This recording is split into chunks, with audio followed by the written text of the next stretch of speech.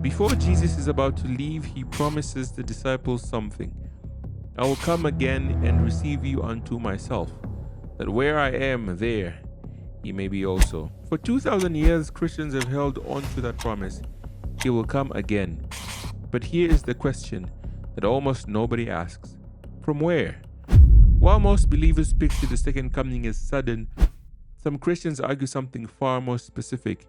They believe that when Jesus comes back, he will come through a particular section of the night sky, not symbolically, not poetically, but literally. Is that biblical? Is it historical? Or is it just conjecture? In this video, we're going to try and answer those questions. So, here's how we're going to tackle this. We are not starting with speculation, we are starting with telescopes. Number one, we'll go back starting from the 1600s and notice how astronomers at the time began reporting something unusual about the region, describing it as a gap and even a corridor of light. No prophecy or Bible yet, just observation. Number two, we will see how a leader and founder from the Christian denomination called Seventh-day Adventists finds the connection between the literal opening in the stars and the prophecy from the book of Revelation. Number three, then finally, we will bring it back to the text. What does the Bible actually say? So we'll move in that order. Astronomers, then pioneers, then scripture. And by the end, we'll answer the central question. Does the second coming of Jesus Christ have an extra route among the stars? So now the pieces are on the table. 17th century astronomers describe a luminous gap in Orion. Orion is one of the most recognizable constellations in the night sky. A constellation is simply a pattern of stars that humans have grouped together and named. Orion is usually called the hunter because its stars form the outline of a person holding a bow or club. After astronomers put this out there, Joseph Bates reads those reports. Joseph is an ex-captain turned Seventh-day Adventist minister. Instead of treating them as random astronomical trivia, he reads them next to Revelation 11:19. He reads Revelation 19:11 and he asks a bold question. What if those verses aren't metaphorical? For context, this is post-1844 America. Look at them. The SDA movement has just survived the great disappointment. Critics are mocking, newspapers are ridiculing, some believers are spiritualizing everything just to survive. But Bates refuses to spiritualize. If Jesus ascends physically in Acts 1, if angels say he returns in like manner, then heaven must have a location. And if heaven has a location, it must have an entry point.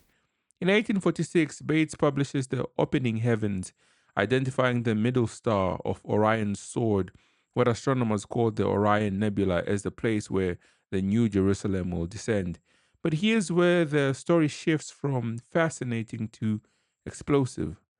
Shortly after Bates circulates this idea, a young prophet named Ellen White attends a conference in Topsham, Maine. And during that meeting, she enters vision. She begins describing planets, stars, systems. Then she describes something specific, a beautiful opening in the constellation of Orion, framed like gates, with glory shining through. Bates is in the room. He recognizes the description instantly. According to historical accounts, he becomes visibly excited, declaring she is describing exactly what astronomers have written about.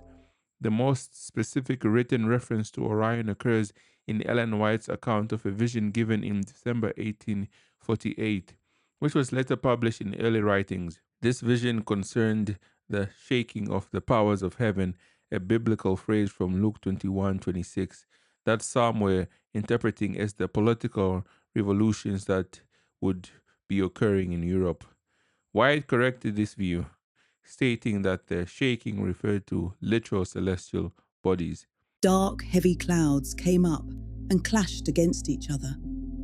The atmosphere parted and rolled back. Then we could look up through the open space in Orion, whence came the voice of God. The holy city will come down through that open space. I saw that the powers of earth are now being shaken and that events come in order. War and rumors of war, sword, famine and pestilence are first to shake the powers of earth. Then the voice of God will shake the sun, moon and stars, and this earth also. I saw that the shaking of the powers in Europe is not, as some teach, the shaking of the powers of heaven, but it is the shaking of the angry nations.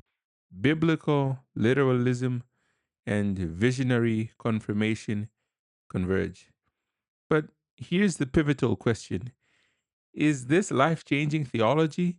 Does the Bible actually require a route, or are we building one because we want one? Stay with me. Jesus says in John 14, Acts 1 verse 11 adds something critical. He ascends visibly, he ascends physically, he ascends upward. That already rules out a purely internal or invisible return. Then Matthew 24:27 adds direction. So, from the east, not random, directional. Revelation 1 verse 7 intensifies it. Every eye shall see him. Global visibility, no secrecy. So here's the question we've been building toward. If the second coming is visible, directional, physical, does scripture imply movement through space and time? Here's what makes the Orion theory compelling to some believers. Orion rises in the eastern sky. It's bright, it's unmistakable, it's globally visible. So what do we do with all of this? A constellation, a sea captain, a visionary / prophet, and a promise that refuses to disappear. Whether Orion is a literal corridor or simply a powerful symbol layered into Adventist history, the deeper point isn't about the coordinates. The Bible does not literally give us a star chart. It gives us assurance. It doesn't tell us which constellations to watch. It tells us to watch. Maybe the Orion theory reveals more about human longing than celestial mechanics. We want heaven to have direction. We want redemption to have movement.